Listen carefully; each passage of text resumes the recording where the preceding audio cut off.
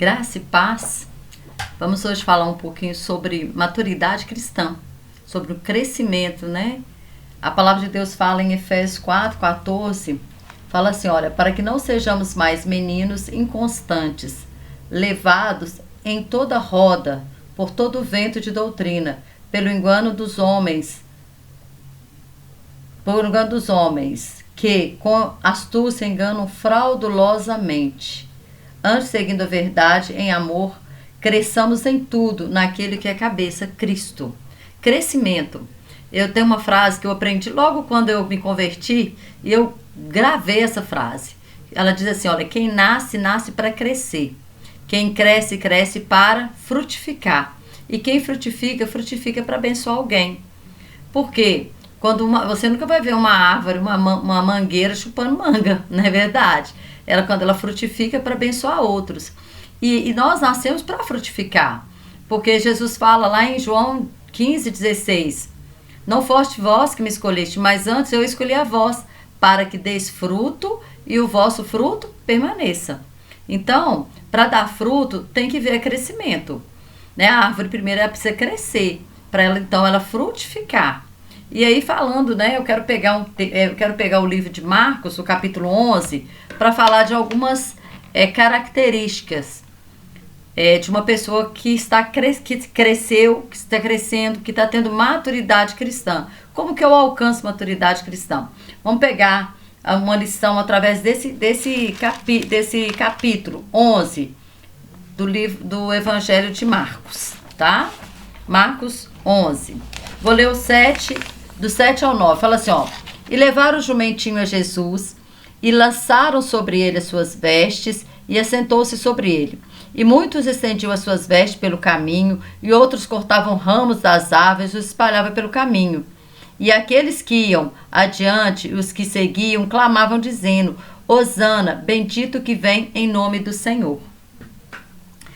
Esse texto aqui, não sei se você já deve ter visto uma charge, né? Do jumento chegando em casa e falando assim, mãe, olha, hoje as pessoas colocaram roupas, estenderam suas roupas no caminho para eu pisar, colocaram ramo de árvores para eu pisar. Nossa, as pessoas hoje me engrandeceram. E aí a mãe fala assim, quem estava sentado sobre você? Aí ele fala assim, o tal de Jesus de Nazaré. Aí a mãe fala para ele assim, a glória é dele. O povo estava glorificando ele. Que lição nós podemos tirar daqui, irmãos? Nunca receba qualquer glória. Por quê? Porque a glória é do Senhor. O que acontece? Nós carregamos o Senhor. Aquele jumentinho, né? Jesus sentou sobre ele. Jesus não está sentado sobre nós, mas Jesus está dentro de nós. Então nós carregamos Jesus. Nós carregamos Jesus para onde nós vamos. Porém, a glória é toda dele.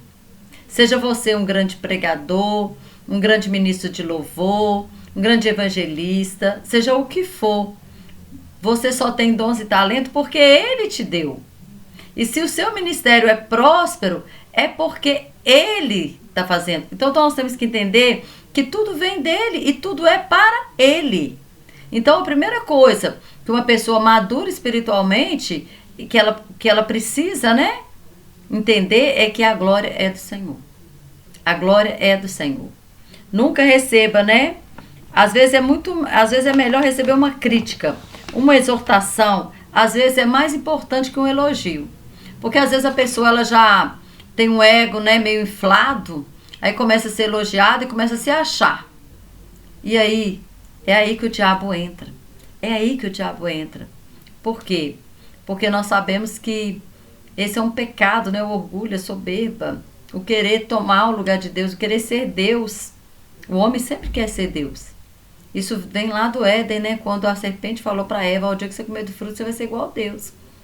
E quando nós não obedecemos a Deus, quando nós achamos que que é o eu, que eu faço, que eu aconteço, o que está acontecendo?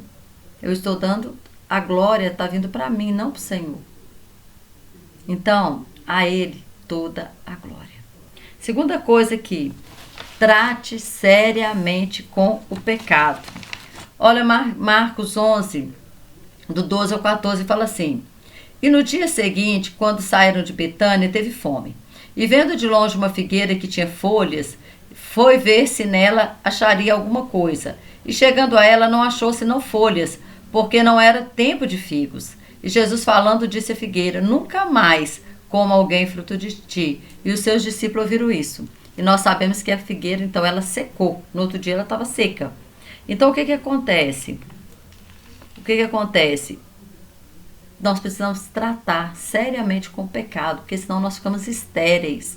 Nós se secamos, nós ficamos estéreis, como essa figueira ficou estéril. Mas o interessante, que o escritor faz questão de dizer que não era tempo de fruto.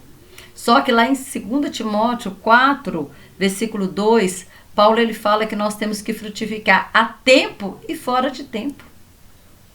Ou seja, em todo tempo. Aonde nós estivermos. Paulo ele estava na cadeia, ele frutificava na cadeia. Paulo estava todo, ele e Silas lá preso, está em Atos 16, foram açoitados em praça pública, fustigados com vara, dentro de um cárcere, com seus pés lá no tronco, presos. E o que acontece? Eles estavam cantando e louvando o Senhor. Eles frutificaram ali. Imagina, o carcereiro e toda a família se converteu. E eu acredito também que os presos que estavam ali também se converteram. Porque os presos nem saíram do cárcere, eles continuaram ali. Eles poderiam ter fugido. Mas eu creio que todos eles se converteram. Então Paulo dava frutifique aonde Deus te plantou. Aonde Deus te plantou. Seja numa empresa, seja na família, seja aonde for, frutifique. A tempo e fora de tempo. Porque se a gente deixa de frutificar, nós ficamos estéril. O que essa figueira tinha? Folhas. Às vezes a pessoa tem até uma aparência, Tem muita folha, mas quando vai procurar fruto, não tem fruto. E a palavra de Deus fala: pelo fruto conhecereis a árvore. Mas se a árvore também não está dando fruto, para que ela está ocupando inutilmente a terra? Não é mesmo? Então nós nascemos, o Senhor nos escolheu para que nós demos fruto e o nosso fruto permaneça. Está lá em João 15:16. Então nós precisamos frutificar. Outra coisa, Não seja acomodado. 11, nós vamos ler aqui o 11. Fala assim, olha, o 15. E vieram a Jerusalém, e Jesus entrando no templo começou a expulsar os que vendiam e compravam no templo, e derrubou as mesas dos cambiadores e as cadeiras dos que vendiam pombas, e não consentia que alguém levasse algum vaso pelo templo. O que acontece? Ali no templo, qual que era o comodismo aqui? A pessoa precisava levar o animal, Ele pecou, dependendo do pecado, ele tinha que levar um animal, fazer um sacrifício. Então ele não queria carregar. Imagina você carregando o animal por toda Jerusalém. Aí as pessoas falavam assim: olha, está indo para o templo, aqui lá pecou. E às vezes nós queremos esconder os nossos pecados. E aí o que acontece? Aí os oportunistas falaram assim: vamos vender, vamos facilitar a vida deles, Vamos vender o animal aqui na porta do templo. Que ele não precisa trazer o animal lá da casa dele. Talvez a pessoa morava em alguma cidade vizinha, não precisava viajar com o animal, já chegava lá, já tinha um animal. O que é isso? Comodismo, acomodação. Não queria carregar o seu pecado, porque o animal estava falando do seu pecado. Estava mostrando para ele que ele tinha pecado e que ele lá estava levando aquele animal para fazer um sacrifício. Então o que acontece? Isso é comodismo. E a palavra de Deus fala o seguinte, que nós precisamos confessar os nossos pecados. Aquele que confessa e deixa o seu pecado, alcançará a misericórdia.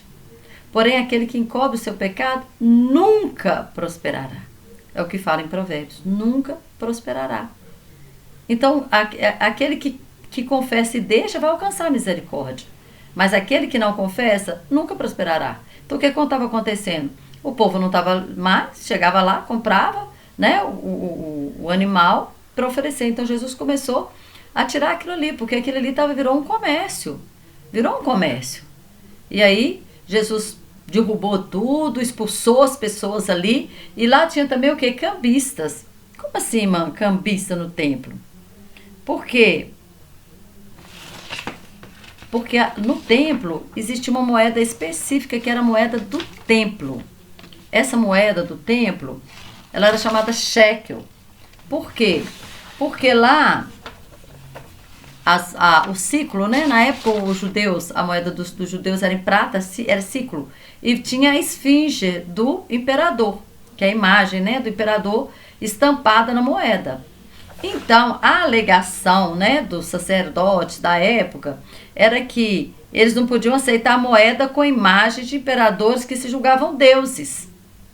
Então, tinha os cambistas, que tinha a moeda que era aceita no templo. Então, a pessoa chegava com aquela moeda ali, com a imagem do imperador, com aquele dinheiro, e tinha que trocar aquela moeda pelo shekel, que era a moeda que era aceita no templo. E nessa questão, os cambistas o quê? Cobravam juros. Então, o que nós entendemos aqui? Não seja ganancioso. Jesus expulsou eles de lá. Jesus expulsou eles da casa do Senhor. Então, o quê? Olha para você ver, virou comércio. Era animal vendendo no templo, era gente trocando dinheiro na porta do templo. Isso tudo com a aprovação dos religiosos da época. É Jesus fala, a minha casa, a casa do meu pai, será chamada casa de oração para todas as nações. Não é lugar de comércio. Então, nós temos que aprender que, olha, não seja ganancioso. Então, nós já aprendemos o quê? Não tome a glória de Deus. Não, Deus não divide a glória dele com ninguém. Segundo, não seja estéril, como a figueira estava estéril. Terceiro, não seja acomodado. Não se acomode no pecado. Não se acomode no pecado. Não caça o caminho mais curto. Aí eles queriam o caminho mais curto, porém existe um processo, nós passamos pelo processo. Quando a nação de Israel saiu do Egito para ir para a Terra Prometida, eles poderiam ter chegado na Terra Prometida até com 15 dias. Porém, olha o que acontece, Deus não levou eles pelo caminho mais curto, porque eles não estavam preparados para o caminho mais curto. Jesus levou ele pelo caminho mais longo, porque tinha um processo. Ele precisava trabalhar neles. As pessoas que saíram do Egito era simplesmente um monte de gente que era escravo. E o Senhor precisava transformar eles numa nação. Então, só ao pé do Monte Sinai, eles ficaram acampados ali um tempão para receber o quê? A lei moral, né, que é os 10 mandamentos, a lei cerimonial, o tabernáculo, como que seria construído o tabernáculo. Então só ali eles ficaram muito tempo. Por quê? Porque não existe uma nação sem lei, não existe uma nação sem ordem. E ali Deus então dá para eles leis, dá para eles ordem, ensina para eles, né, a transformar eles numa nação. É no processo, é no caminho. Deus não nos manda tomar atalhos. Deus quer nos guiar no caminho.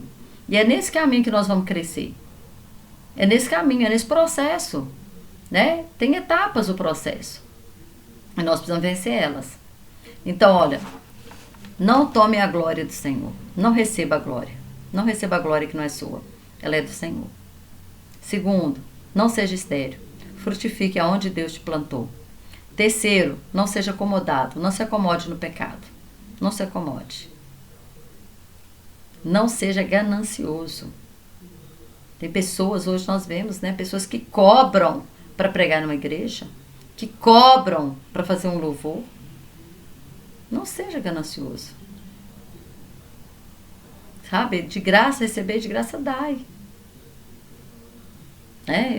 Eu entendo dessa maneira. Sei que pode ter pessoas que acham que eu posso estar errada, né? Que o ministério dele, ele vive pelo ministério, né? Não estou aqui falando, né? Às vezes a pessoa vive pelo ministério, depende, né, de uma oferta, de um dinheiro. Mas eu falo assim, às vezes a pessoa estipula um preço absurdo para ir numa igreja, né? Enquanto ele poderia receber uma oferta, porque não é Deus que nos sustenta. Nosso sustento vem de Deus, nós não dependemos de governo, não dependemos de homem. Nossa dependência é de Deus. Se é Deus que cuida de nós, né, nada vai nos faltar, porque é Ele que cuida de nós. Quarta coisa, nunca passe adiante aquilo que pode prejudicar alguém. olha o que acontece. Nós estamos só em Marcos 11. Olha o que acontece no versículo 18. E os escribas e príncipes do sacerdote, tendo ouvido isto, buscavam ocasião para o matar. Pois eles o temiam, porque toda a multidão estava admirada acerca da sua doutrina. E os escribas e príncipes do sacerdote, tendo ouvido isso, eles ouviram de alguém. Alguém passou para eles. Então, nunca passe adiante aquilo que pode prejudicar alguém. Ou seja, não seja aquela pessoa que arruma intriga, fofoca, contenda, divisão. Não. O nosso fruto ele tem que ser bom, ele tem que abençoar as pessoas e não amaldiçoar. Se eu começo a passar aquilo, olha para você ver, aí os sacerdotes já estavam procurando meio para matar Jesus. Ainda houve isso, nossa, ele foi lá, e eles recebiam ali, né? Eles eram gananciosos, nós sabemos, né? Tanto que eles eram gananciosos. E eles tinham uma parte, né, do lucro de tudo aquilo que era vendido no templo com o consentimento deles. Tanto na questão do cambista quanto na questão de quem vendia os animais. Então, eles ficam sabendo que Jesus fez isso. Mais um motivo eles falaram, nossa, vamos matar ele, nós temos, né, que matar. Então não passe para frente aquilo que pode prejudicar alguém. Eu sempre gosto de dizer, se eu tenho um problema com uma pessoa, eu tenho que resolver com a pessoa. Não adianta eu ficar falando da pessoa, eu tenho que falar com a pessoa. Se o meu problema é com a pessoa, eu tenho que falar com ela. Eu tenho que resolver com ela. Não adianta eu querer começar a falar dela para um e para outro. O meu problema é com ela, não é com o outro. Então eu tenho que resolver com ela. Então vá na pessoa certa. Converse com a pessoa certa. Não fique levando conversa. Não fique. Não use a sua boca para isso. Não empreste a sua boca para o inimigo. E é muito fácil isso, gente. Nós vemos o Pedro. Numa hora Pedro estava lá falando com Jesus, né? Tu és o Cristo, o Filho do Deus vivo. Depois ele estava falando, não vai para a cruz não, tem misericórdia de ti. Ou seja, uma hora ele está recebendo a revelação do Espírito Santo. Depois o diabo está falando na boca dele, tanto que Jesus fala, arreda-te de mim, Satanás. Então, nós não podemos emprestar a nossa boca para o inimigo. Não levar contenda e fofoca para ninguém. Nós temos que ser um manancial de bênção para as pessoas. Quando Deus fala para Abraão, sê tu uma bênção. Ele está dizendo, olha, o que eu projetar na sua vida, projeta na vida do outro. Projeta na vida do outro. A bênção que eu projetar em você, projeta na vida de outra pessoa. É isso que ele estava dizendo.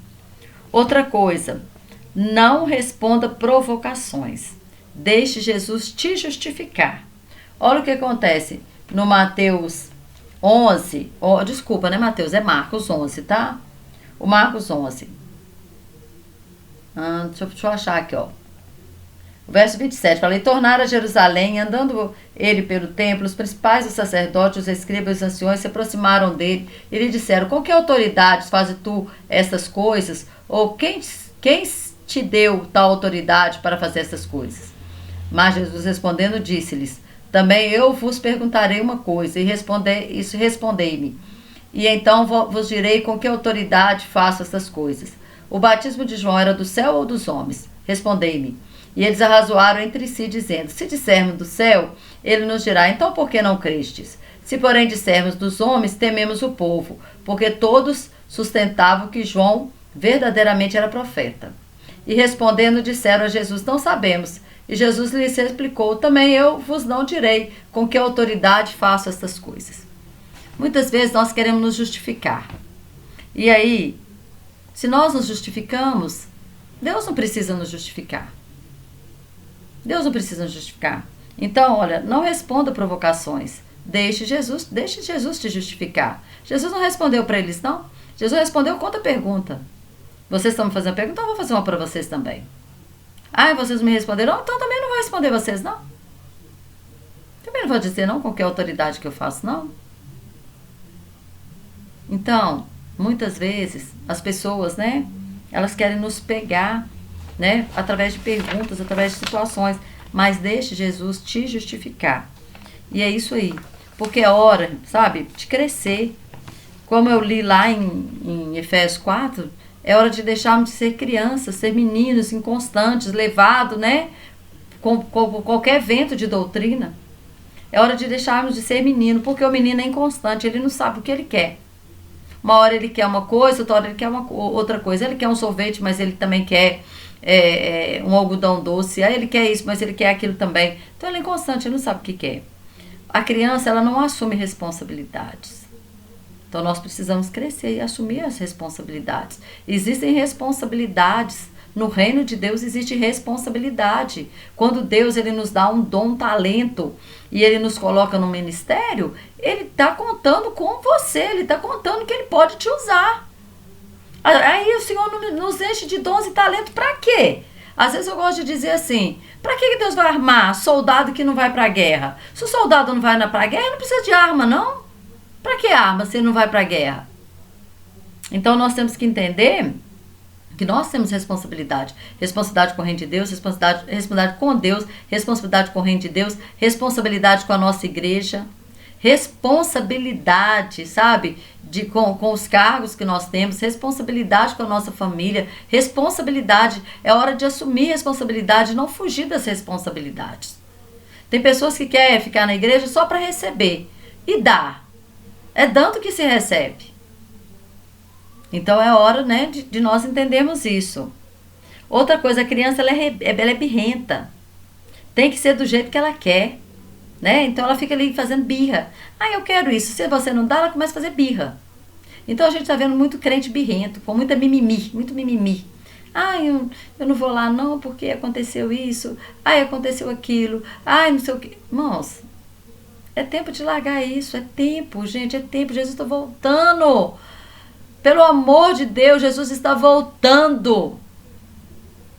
Nós não sabemos, ora, é tempo da igreja se unir, é tempo da igreja se unir em oração pela nossa nação. Olha aí, segundo turno de eleições, segundo turno, e nós precisamos orar mais, buscar mais, nos engajar mais. Por quê? Porque é responsabilidade da igreja, não é responsabilidade do Estado, é responsabilidade da igreja. Deus falou lá em Crônicas, se o povo que se chama pelo meu nome se orar, se humilhar, se converter do seu mau caminho, então eu ouvirei dos céus, eu ouvirei a sua oração e sararei a sua terra. Então o que nós temos feito? Quanto tempo nós fomos negligentes em questão de orar pela nossa nação? Nós não somos patriotas. Quando eu falo nós, eu estou me incluindo também. Porque se você me perguntar se eu sei o hino nacional completo, não sei parte do hino nacional, vou aprender, vou sim, porque eu tenho que amar essa terra aqui, eu tenho que amar, é aqui que eu moro. Nós precisamos amar a nossa pátria. Nós temos que ser patriotas. Hino da bandeira, eu não sei mais. Por quê? Porque antigamente na escola a gente cantava o hino nacional. Hoje não se canta mais. As crianças pequenas não vão aprender mais isso. Se nós formos pais, não ensinamos. Então nós temos que aprender isso. Amar a nossa terra. Aí nós amaldiçoamos a terra, nós falamos essa terra. Brasil não tem jeito, Brasil não é para terceiro mundo, não vai crescer, não vai. Todo mundo é corrupto, todo mundo rouba, todo mundo. Peraí. Toda regra é exceção. E aí, quanto mais nós profetizar a maldição, mais maldição vai vir. Mais maldição vai vir. Porque da nossa boca não pode sair água doce e água salgada. Ou sai doce ou sai salgada. Né? Então nós temos que aprender isso. Parar de birra, né? Parar de birra, né? É hora de crescer. Hora de crescer. Nós não sabemos o que é parte da igreja, não, gente. Nós estamos vendo os últimos momentos da igreja na terra. E se nós, aquele que está de pé, cuide para que não caia. Então pare de ser birrento. Pare de mimimi. Para de mimimi. Nossa, eu vou sair desse ministério porque fulano não gosta de mim, porque esse clã falou isso, porque... vai crescer, gente, vai crescer, para com isso. Outra coisa, criança, ela não tem conhecimento. Ela é levada por todo vento de doutrina. É fácil de ser enganada, é muito fácil enganar uma criança. Por isso, o Senhor fala que nós precisamos crescer. Crescer. Nós precisamos de maturidade. E pouco antes, né, Jesus está falando por quê? Porque ele está falando que deu uns para apóstolos, profetas, evangelistas, pastores e mestres. Com qual intuito? Com o intuito do aperfeiçoamento dos santos. Com o intuito de que nós possamos crescer até a estatura de varão perfeito. Ou seja, nós estamos em construção. Nós não chegamos nessa estatura, então nós precisamos crescer, continuar crescendo e buscando essa estatura. Amém? Amém. Amém, né? Que Deus continue te abençoando, te fortalecendo e que você possa buscar esse crescimento, né? Eu sei que ninguém chegou à estatura de varão perfeito, porque o dia que nós chegarmos à estatura de varão perfeito, está lá em Efésios 4, tá, gente? Efésios 4, lê Efésios 4 lá, que fala dos dons ministeriais e fala que nós precisamos chegar nesse crescimento. Por quê? Ninguém chegou nesse crescimento. Então, nós temos que continuar crescendo. E para nós continuarmos crescendo, nós precisamos...